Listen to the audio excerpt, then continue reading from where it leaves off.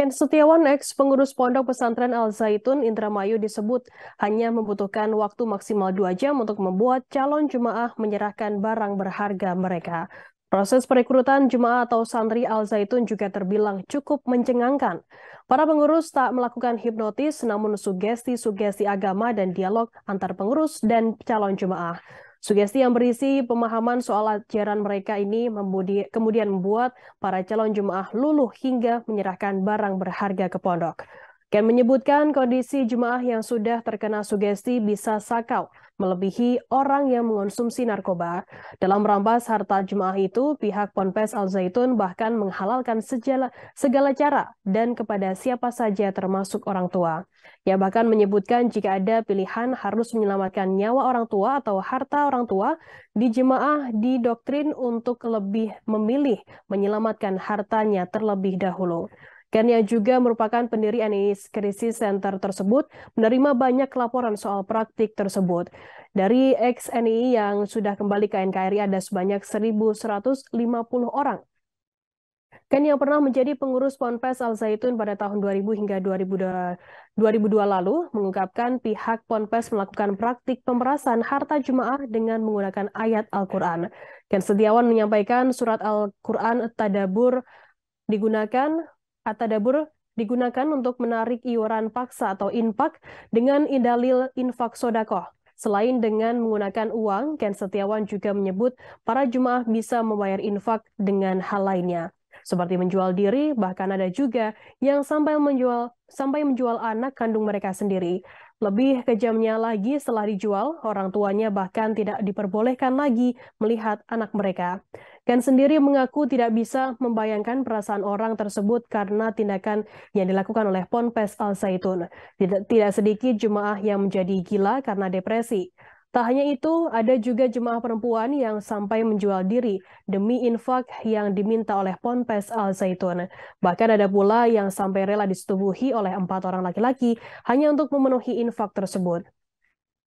Dan menyebutkan Ponpes Al Zaitun menghalalkan segala cara untuk iuran paksa ini dengan dalil ayat surat Al-Quran Tadabur ayat 103. Yang menjelaskan arti dari ayat tersebut adalah ambillah zakat dari sebagian harta mereka dan dengan zakat itu kamu membersihkan dan mensucikan mereka dan berdoalah untuk mereka. Sesungguhnya doa kamu itu menjadi ketentraman jiwa bagi mereka dan Allah Maha mendengar lagi Maha mengetahui. Arti tersebut kemudian disalahartikan. Menurut Ken, oleh Ponpes Al Zaitun mengartikannya dengan menggunakan fi'il amar atau kata kerja perintah.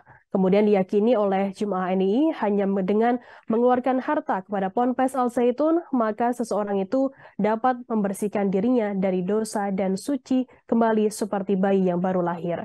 Dalam hal ini, Ken mengaku sangat kasihan dengan para korbannya. Selain diperas harta benda mereka dan dirusak akidahnya, pihak Ponpes Al Zaitun juga merusak masa depan para jemaah.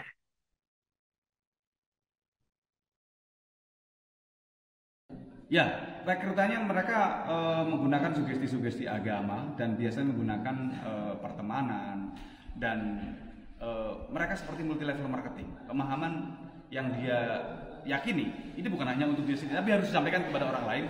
Satu merekrut 5, 10, 10, 20 dan dia tidak akan pernah berhenti sebelum mendapatkan pemikiran baru yang menurut dia lebih bagus dari yang dia yakini saat itu.